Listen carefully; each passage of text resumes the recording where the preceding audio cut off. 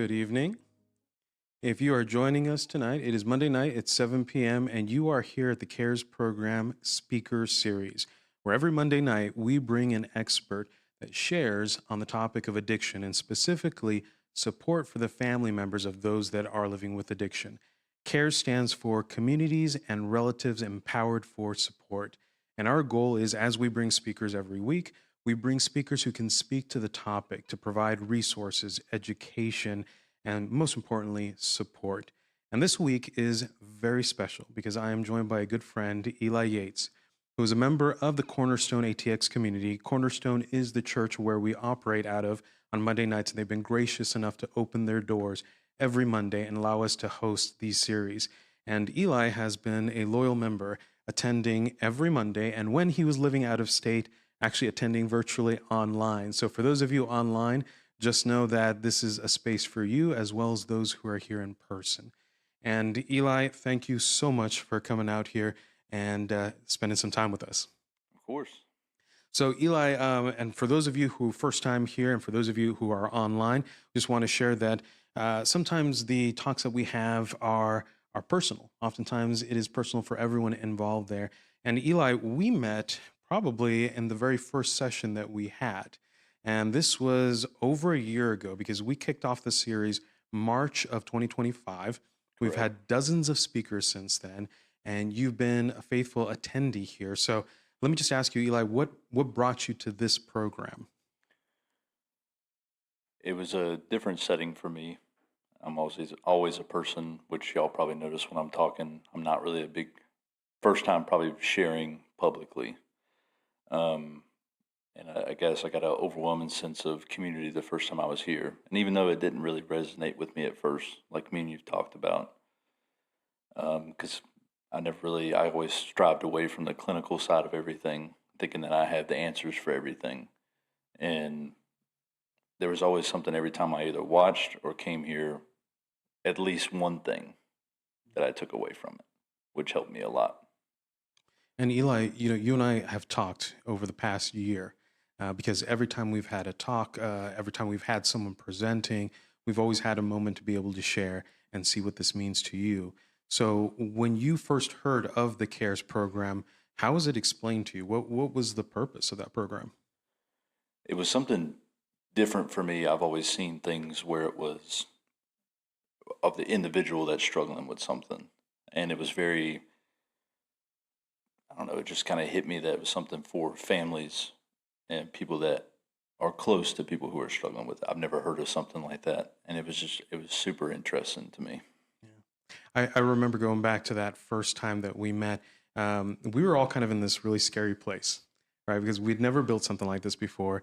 For those of you who are not familiar with the history of this program, it started off as a venture between a church and our university, University of Texas of Austin, and the idea of, can we build a space or a program that is safe for the family members of those in addiction?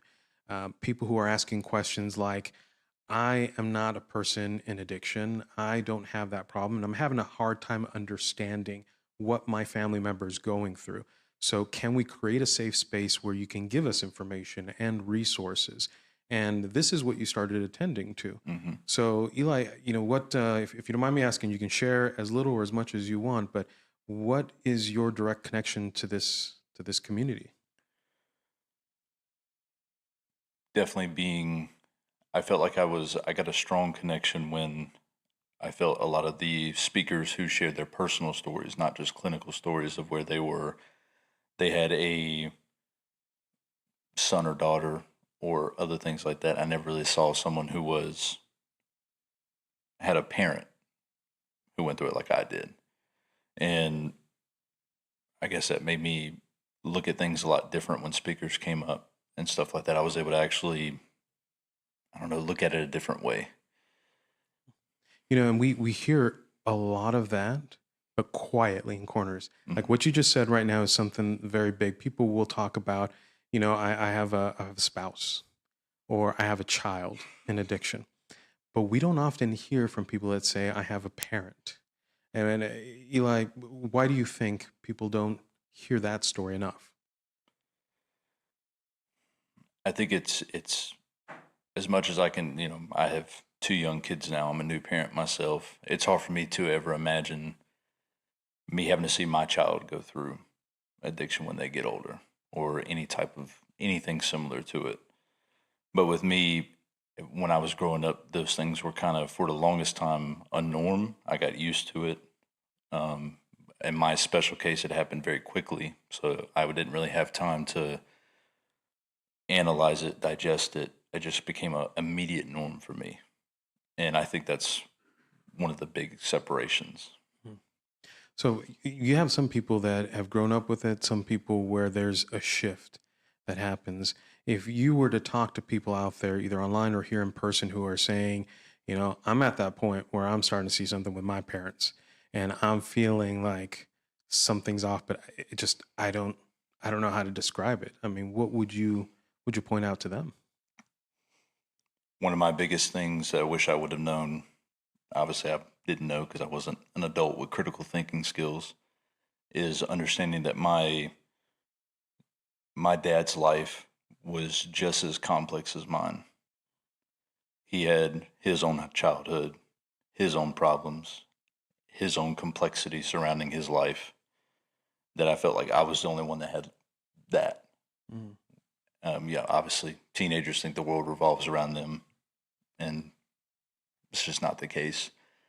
If whether you're my age, 27 or 17, always understand that everyone's life is just as complex as yours. Everyone carries their own problems. Everyone carries their own struggles. And once you start understanding that, that paints a broader picture of what someone is struggling with. Eli, you're talking about what a lot of people share, this empathy for a person in addiction. Oftentimes we hear people that just write them off and say, well, if you loved me enough, you would stop doing what you're doing. Mm. If you cared about your child enough, you would stop what you're doing. But you're saying something very unique, which is that they have their story. There's complexity there. There's a struggle, and trying to understand that there. Um, have you ever been in that spot where anger or just frustration? Oh, yeah. It's not even just being a teenager, even if this stuff was happening to me now. There's things that still happen that doesn't take away from the things that they're doing to you real time. Mhm. It's just helps you understand when you step back and look at it. I mean, my dad stole my car when I was a teenager. Um, at that time, regardless if I was 27 at the time or not, I'd have been mad, regardless. Anybody would be. And but now I can understand that when I step back and I look at it, he didn't do that to hurt me. He did that because he's not himself. I know my dad, and I hope he's listening to it. I look up to my dad a lot. I get a lot of my hard work from my dad, my empathy, my honesty. I get it from him. Something evil made him to something that he's not. And I make sure I remind him that ever since I've been talking to him for the past 3 years, that I remind him of that every time I talk to him, that I know who you really are. I know that. And that's a powerful statement, to be a person that holds on to hope and then shares that message of hope and a vision of hope for that person. Was there a moment for you where you were like, okay, I'm going to shift from being angry to being someone that wants to help? And what was that moment? What was that shift for you? That actually happened before I even got in contact with him again when he was in prison. It was something where I saw what it was doing to my mom, having that hate, that anger. It was just destroying her. Because my mom's not someone who's very hateful. I'm not a person that's very hateful. And I saw what it does to her, and I was like, I just can't do that anymore. Um, and my mom's got rid of that hate in her heart too. Once you let that go, and like I said, it's hard to do real time. I didn't have contact with him. I knew where he was. He wasn't doing anything. He wasn't, I wasn't worried about hearing on the news he was dead in the parking lot somewhere. I knew where he was, and that helped out a lot. But I can't speak for on real time, because in real time I definitely was still wrapped up in all the anger and everything and teenage angst and, stuff like that. Eli, you mentioned another important thing, which is there's other family members involved, Hmm. right? So there's loved ones that you care about, and we hear that message too a lot with families. Is I want my dad or my mom to be sober, and I've got my other family members, I've got my siblings as well. So, what do you see in that space when you look at other families that are struggling with this? Well, it's funny you mentioned siblings too. I'm the oldest by 7 years from my closest sibling. They, I grew up with a very normal dad for until I was 11 or 12. Like, cut the grass with him, work with him on job sites, work on cars. He played video games with me, and then all that shifted quickly. So I was still able to, even up to now, I can still carry all the good memories I have. But my siblings have a very different picture. By the time they were able to have memories and all this other stuff, he was either gone or just not himself, angry. Um, and that's honestly been a hard shift. But it's also, I used to think it was a burden for me, but I eventually just told them, like, y'all don't actually understand the type of person that our dad is. And I was able, and now they have a connection to him, which I've been able to talk them through and stuff like that. And I'm grateful that I was able to have that realization to help them. You played an important role because Eli, the way you're describing it, you're the one person of the kids that got to see the best of your father when the rest of the kids were seeing things that were challenging, that were hard. They couldn't envision it because they hadn't experienced it, but you had. Mm-hmm. And you held on to that piece. You said earlier, too, about how your dad, that a lot of good came from him. So we've got families out there that have a hard time seeing the good in their family because they're in such pain. Is there a path of healing for them? What does that look like? It's always different for, obviously, I'm not an expert, of course. No You, clinical background at all. All my expertise comes from personal experience. And even that personal experience is very niche to me. It takes some people years. And not only that, like I said before, the reverse role of being a parent and seeing a kid go through that is way different than having a parent. Mhm. And um, one of the only the advice I can give you is just get rid of the hate and the anger in your heart. You have to, whether that be through faith, yourself, or both. Yeah, because I found that even before I even found faith. I just shed it completely because I saw that if you see the damage that anger is doing to other people, you have to let it go. I'm not even really someone that considers myself a very empathetic person. I struggle with that a lot, but with my dad, I just had to force myself to be that way. And that's one thing I always I want to make sure that is my big message to this is understanding people have so much more complexity to themselves than you think. And that's with anyone you come in contact with. It helps you in all avenues of life. When you got a boss that's angry with you and parents angry with you, parents got addiction, someone else in your family, it's nothing personal. In my experience anyway. And you said you weren't the expert, but I gently with kindness, I want to challenge that. Everything you just shared in the short amount of time that we've been here, 15 minutes, shows an expertise. Your life, what you know and what you're sharing here in this space, including the message about letting go of anger. We've heard it said on the stage by people that the emotion, the anger, sadness that we all feel, normal stuff, healthy stuff, it's an alarm system. It tells us something's off here. But what happens when you are chronically locked in to that emotion or to that anger and it just nonstop and how it starts to break you down? So when you tell people you got to let go of that anger, what's helped you be able to let go of it? Still, and don't want to be a broken record, but was that understanding um, of, and most of that came later on. It wasn't immediate. It was just a first thought, and then seeds kept getting planted in it. Understanding my dad's raising, understanding the struggles that he's been through, whether that be death of family members, things that he struggled with, Also, him having real world problems. I mean, uh, losing jobs, stuff like that. I mean, this is stressful. I know what the stress is. I'm an adult. I know what that stress is. And once you start understanding that and also letting go of that anger, they both coincide with each other and they just eventually just shed each other out. And then eventually you can actually just look at them as a person, not what they're attached to, the disease that's attached to them. Eli, there's a lot of people that gather in different spaces, whether it's a church or a community spaces, and addiction is happening in their homes. And they just either don't feel comfortable talking about it or don't feel safe enough talking about it. Have you experienced that? What was that like for you? Yeah, definitely coming from someone who is not a big sharer. Y'all have a special treat because I'm not a big sharer at all. Um, Opening up to anybody, and I'm a little biased, I would definitely say a local church is a huge, and finding a program like this, which I'm very adamant about, especially this specific one. It will, some people like me, and you've talked about, some people just don't thrive in clinical settings. I don't thrive in clinical settings.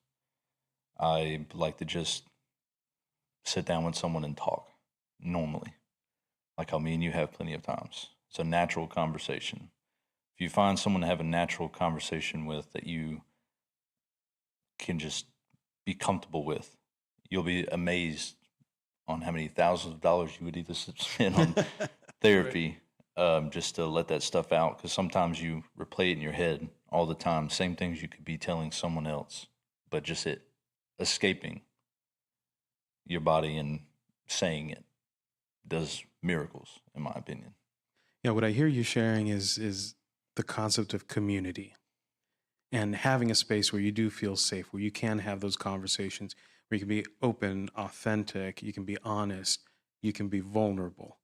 So, what's your advice to communities out there that want to create a space that's safe? What is it that they need so that people who don't normally talk might open up? What would you like to see more of? Definitely more of social settings. Um, some people can't even get on stage. You asked me a year ago to get on stage, I'd be like, no. But humans just thrive for the one-on-one. Have to have a one-on-one. Some people just can't sit in and listen to something, and like me and you've talked about before, is they can come to one of these things and a speaker talks about something and nothing hits. Then being humans are just going to be like, "What? This is just not for me."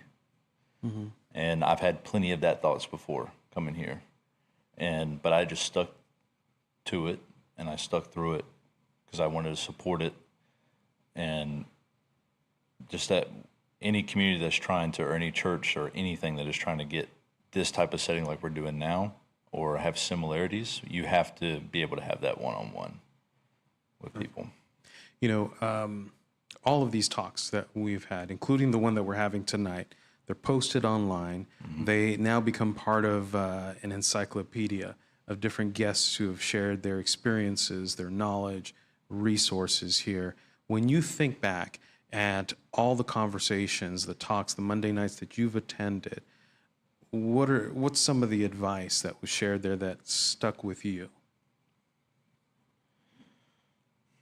It's a good question. I think they've all stuck out to me.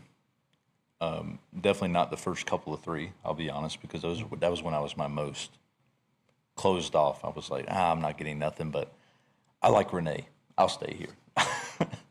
And honestly, there's always something you can grab from someone. And it's not really trying to give a lazy answer. I really have at least gotten one thing, one good thing from every single one. If you just open yourself and you receive what's being told to you, you will at least gather something, whether it's a new bit of information, a new way of thinking, a new boundary you want to set, anything. And as long as you listen, you will 100% retain it. So, a little bit of disclosure on my end here.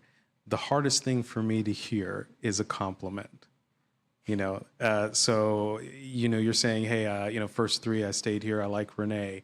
The honest thing is, it's hard for me to hear that, and I think a lot of people have a hard time kind of hearing that. Why do we, those of us, because I'm also the son of someone who struggled with addiction, also the oldest child, and someone who witnessed my father go through addiction.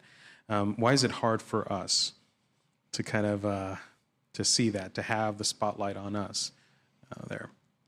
Well, because most of the time, you're the oldest. Things have, you're the firstborn. Everybody loves you, and all of a sudden, it's this dark cloud kind of goes over everything, distracts everybody and stuff like that. And as children, we're all narcissists and we're all, self-centered. Like, once again, think the world revolves around us, and all that kind of just goes crumbling down. And mine, it was crumbling down, but everything was centered on me because I was the oldest. So my mom confided a lot of stuff in me. I knew every single detail, what my dad was doing and where he was up to, who he was with. And I mean, that just shut me off from a lot of things. And I don't know if you've had similarities to that or not, but I mean, it makes it extremely difficult to talk about everything because I know everything. I have no hidden secrets. My dad's told me everything now, and when I was young, my mom just bombarded me, even though she didn't mean to in a negative way. She just bombarded me with everything that I shouldn't have known, honestly, at that moment in time. Those of us who are in that position, where we're the oldest, where we're confided in. A couple of weeks ago, we had a speaker, Mayan Herman, and she was talking about family systems. She was talking about different roles that people play, and one of those roles being a hero role, meaning that you're the one who has to rescue the family. You're the one who has to carry this. And that's a heavy burden, right? As a child, when you're having to care for mom, dealing with the sadness and the depression of what's going on, dad, the secrets and everything that's going on, siblings, and making sure that they're safe. That's a lot of heaviness. What kept you from going down those same paths? I was pretty close to going down the same path as my dad. It was very close. It's funny. I did cocaine a couple of times before I ever even did weed. Never done anything like that, and it was all to drown myself from everything my mom was exposing me to, and having to step up in a role that honestly I wasn't prepared for. I was still a child. I did cocaine for the first time at 12, and then off and on till I was 17, and my mom didn't even know. And I thought I was using it to cope. And then one day she just saw a change in me, and luckily I had the willpower just to stop it then and there, where she didn't know what was going on, but she told me that, hey, whatever you're doing, it needs to stop. And then I just stopped. I've never really found a coping mechanism for it. I just found a way to let it go. Some people can't let it go. Some people need to have a coping thing. Like how I cope with my other stuff, I go backpacking. That's my coping. Before that, it was nicotine. But yeah, backpacking, hiking is my coping for normal stuff. But with my dad, it was never really anything at all. I just had to shed it. I had to get rid of it. Yeah. And these conversations are tough to have. They're not easy to have. They're hard to watch and listen to.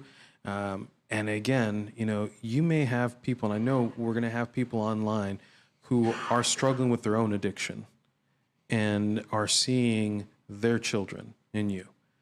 They're seeing, I'm struggling, but I see what my son's future can be like and the impact. What message would you have for that parent that's having a hard time kicking this? It's a tough question to answer. Because I think I'll say what it took for my dad. That's how I can answer it. It probably took until my dad saw me in person after being in prison for so long, of realizing that what happened to me was there's nothing he really could have done. What he thought he was doing, which was in the midst of his addiction, being a very harsh and strict parent, was to keep me away from a lot of things, but he actually put me into a deep hole. But he also gained a lot of perspective on my end because he didn't want me to end up like him. But in turn, I could have easily went down the same path. So your child will definitely eventually understand. It's the same thing I told my siblings, is that you will understand when you see him in person again, when you all this other stuff. You see those slight differences are going to stick out to you. I don't really know how to answer that. That's such a niche question of You know, like it's just everyone's situation is so different. But with mine, it was just I was lucky enough to have it come somewhat naturally. I could have statistically could have easily been in the same boat, but my wife reminds me a lot that she's proud of me for not being part of that statistic, yeah. and she reminds me how I should be proud of myself for not being that part of that. But yeah, Eli, I was going to say here that we've talked about a lot of identities that you hold, being a son, being a caretaker, being someone who is really holding this huge responsibility and weight in the family. But at the same time, through the years, now being 27, as I said, 27 years old, your identities have also grown. You are now a husband, you're a father, you're a family man. So tell me a little bit about that message of hope. Like what's different about you today with all these experiences that you bring to your family now? I definitely try to be as much as I can, even though, like I said, I struggle with it, being open and available for everything. And I take all the good qualities that my dad had, and I just take those and hold on to them. I want to make sure that I still honor him as my father, and that I display those same good qualities that he had, which is hardworking, provider. He was very funny. Just being attentive and not latching on to those negative things. You latch onto them, you're going to become them. And I know that it's what kept me away from going down that path. I saw the destruction, I saw everything, and I'm never ever going to put that on my kids ever. And I've told him that too, and he understands wholeheartedly because he knows how that feels. And honestly, even now, he's helping me be a better dad. Wow. You have a lot of people that come into spaces like this that 12, 17, and have nothing to compare to. So just like you were describing, they see their parents, but they don't see something that's out of the norm. This is just life as it's been for the last couple of years. So for those family members out there or kiddos who may be watching and going, something's wrong, but I just don't see it. What can we do for them? How do we help them break out of those kind of chains that are happening? I'll definitely speak to my personal stuff just in case someone else is going through what I went through. My mom didn't know what my dad was going through until last minute. And I saw a lot of those things before her, but I was a child. I didn't know. I didn't know what to say, what to do. Um, if the other parent doesn't know, you need to speak up. You need to, whether you're the oldest, youngest, middle, doesn't matter. If you notice something, say something. I probably could have. Sometimes it's hard for me to live with. There's some things I could have prevented, for sure. Events or anything. I did things that fed into his addiction. I helped him out in a lot of ways that probably put him in a deeper hole. There's things that I kept from my mom. Um, don't do that. Mm. I mean, it almost cost me and my mom's relationship, and that's hard on me sometimes. But that's the only person you can rely on, Mhm. is the other parent. And Eli, in a few minutes, we're going to open up for questions, which is part of what we do here when we do Monday nights. We have deep conversations like what you're witnessing here. And then we open up the space because people are curious and they have questions. Where do I go? What do I do in this scenario? So as we cue that microphone to go up, you talk about how the responsibility sometimes or guilt that we might feel of holding secrets or enabling certain behaviors. Um, and you only know what you know, right, at the time.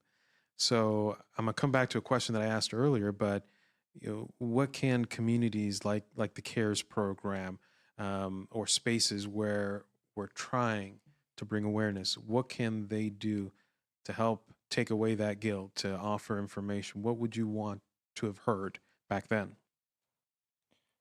That there's a space for you, that there's a people that are going through the same thing, or not, maybe not in the same thing, but just in the same ecosystem. Like people are struggling with this, you know, obviously around here where we are locally, it's so many people, but I come from a small town, you know, everyone struggle with it, but you feel so distant from everybody. Mm. And I'm sure it's probably just as threatening out here that you have same type of statistics, but there's a million people around you. But knowing that there would be a small localized group where I can go to, even at 12, I mean, would have probably definitely changed a lot. And I would definitely would have loved to hear that. No, that's powerful. Eli, I want to thank you for your time, for being here. There's so much to say, but I want to emphasize that you have been part of this program from the very beginning. You've seen every speaker that's come on board here. You've shared what's connected with you, what's stuff that you would save for later, or stuff that you would say it's not for me, but I know someone that it could be for. And here you are, you're literally a walking testament of what it's like to build relationships, to feel safe, and then to be in a space where you can give back. So, Eli, I'll ask you that's the last question here. Where do you see yourself 10 years from now? 10 years from now, I definitely see myself, which me and my wife plan on doing anyway, is having my own ranch, and also probably, my workers are people who I help people get over their addiction for sure. I know we've had some speakers on here that do run those operations and stuff like that, and that's definitely what I plan on doing. Hopefully, coming back here into the greater Austin area and helping a lot of people with that. Beautiful. Well, Eli, you've done that. You've done that. You've helped this community. Today marks one of those other major steps that you're taking towards that plan. And so it's an honor. And I know I texted you that earlier Yeah. that it's an honor to share space with you. And I'll say this out loud again. Thank you for your support. Thank you for sharing your story. We really appreciate it. So thank you.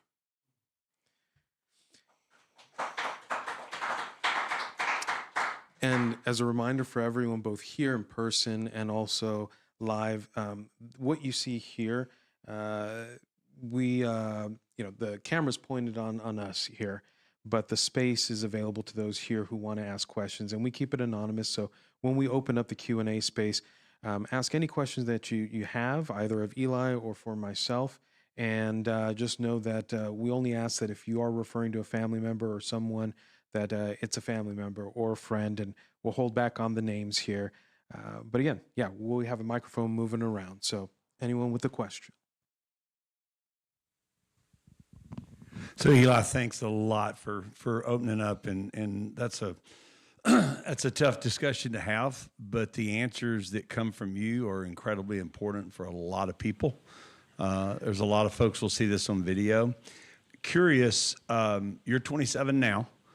Do you mind sharing the ages of your siblings and the spread and what the difference was? Because I was really curious about your obligation and how you felt about them as you knew what was going on and they didn't, and their memories. And then could you expand just a little bit about how's your relationship with each one of them now? It's a really good question. A lot of this stuff started when the brunt of it was 13, 14. There's a 7-year difference between me and my, next oldest sibling, which is, that would be 6, 7 at the time. And then my other sister, she was 4, and then my other brother was 2. So there was a big spread. I mean, I had a 2-year-old brother at 14, you know, and I did the best I could to I had to take on a lot of roles. I had to be a father figure. I also kind of in a way had to be a partner with my mom because she had to put all that stuff into me. She didn't have no one to talk to, family super far away on the other side of the state. And she didn't really know who else to talk to. Small town politics too. Everybody talks about everything. She didn't feel safe. It was very tough. It was. But my relationship with them now is just as good as it was then. At first, especially my next oldest sibling, held a lot of resentment for kind of things I was telling her. Kind of felt like I was pushing, like forgiveness. But I did always try to express that that's up to you. Because one day you'll be an adult. She's an adult now. She just turned 21, or 20. But she is now understood that that's what that means. And all the rest of them are doing just fine. You know, they saw him. He got out December 15th of last year. And, you know, he's doing really good. He's seen him a couple times, and they're doing great. All right, we've got a microphone going around. We got another question. So, as a participant, I think you have a unique view into not only the program, but what is it that you look in hindsight over the past year that maybe you could speak to say, here's some things that I think maybe could enhance what's already a great program. But, as a participant, you could say, hey, here's some things I saw from the spectator seat looking forward, or the participant seat. Here's some things that I think that maybe if we adjust and invest in some of this, that might help bolster some more help for the community. Does that make sense? Yes. And Renee probably already knows my answer, probably multiple answers. But definitely more, which is no pressure on anybody, but more upfront testimonies on what you went through. I even, talked to Renee about even us doing testimonies of people that want to come forward and share some of the personal things that they've actually put into short snippets and stuff. Because like I said, I struggled with the clinical side, the facts. I mean, for the most part, when we're actively going through something, like when my dad stole my car, I wasn't worried about what was blocking off his receptors. He stole my car. I wasn't worried about that. It's a good fact to know, but I'm just not worried about it. It's good to know that, like, someone's like, hey, my dad stole my car too. Having those open and honest testimonies of, like, it doesn't have to be super personal, doesn't have to have names, doesn't have nothing. It's just, I've been through this. You're not alone. Those are definitely things that I have been talking to Renee about, and I would definitely love to see in the future here. That's great. We have time for one more question. If there's one more out there, we'll leave space. One more. Hi, Eli. I was wondering, what brought you to the point where of forgiveness for your dad?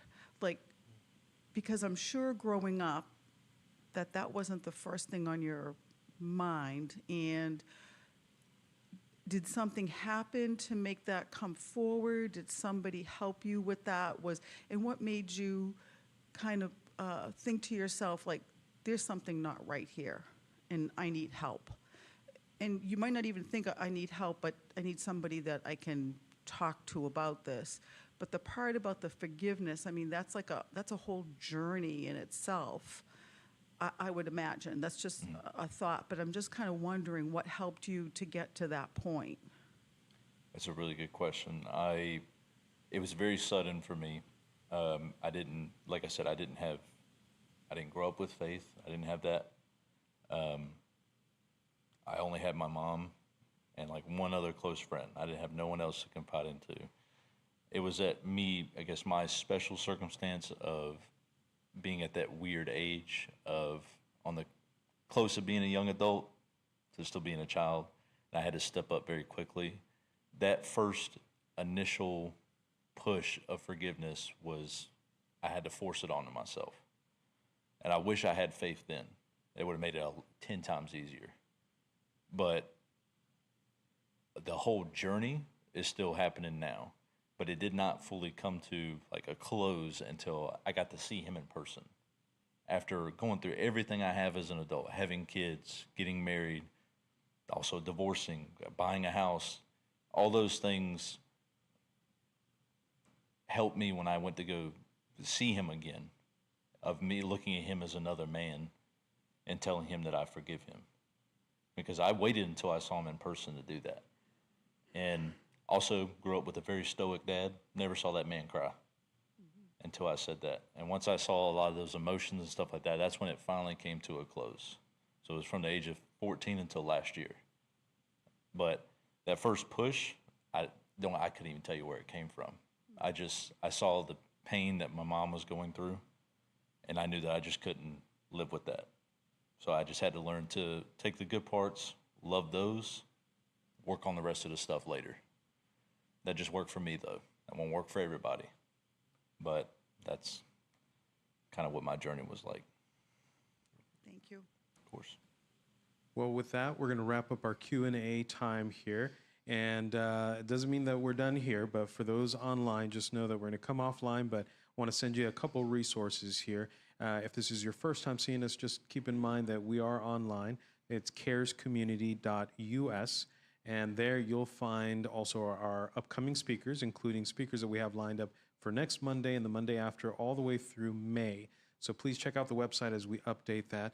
Also, you'll have links to our YouTube channel where you're going to see all of our previous speakers and the different topics that they've talked about.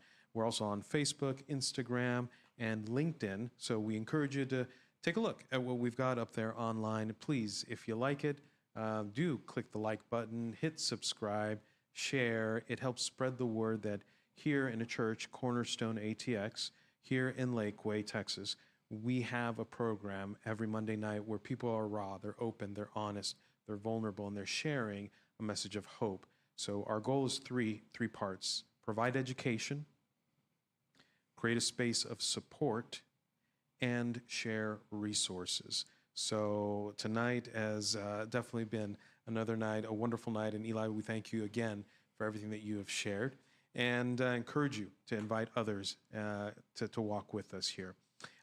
Last bit, if your first time here, same message we share every Monday night. If it's your first time online or in person, simple message: welcome home. So thanks for joining us and sharing time with us. We'll see you next Monday.